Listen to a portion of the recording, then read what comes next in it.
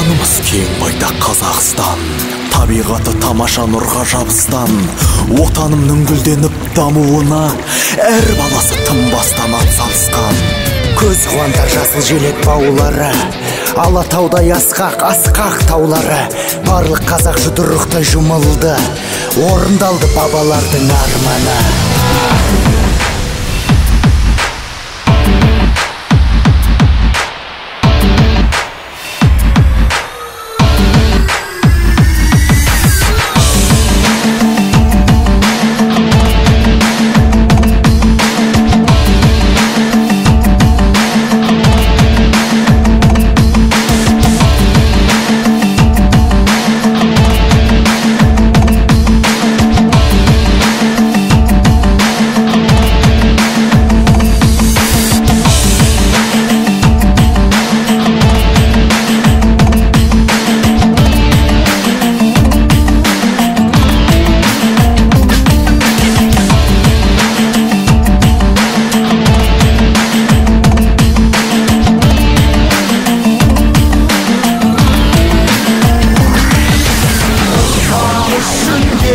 Өзімнің жаттықтырушым Сағатбек Мұсаханов ағайыма айтқым келеді.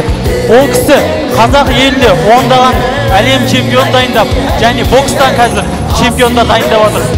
Елімізде чемпиондар көп болсын. Қазақ елі жасасын! Ұрпақ үшін, ел үшін, қан еккен жер үшін, берекең мен бірлігің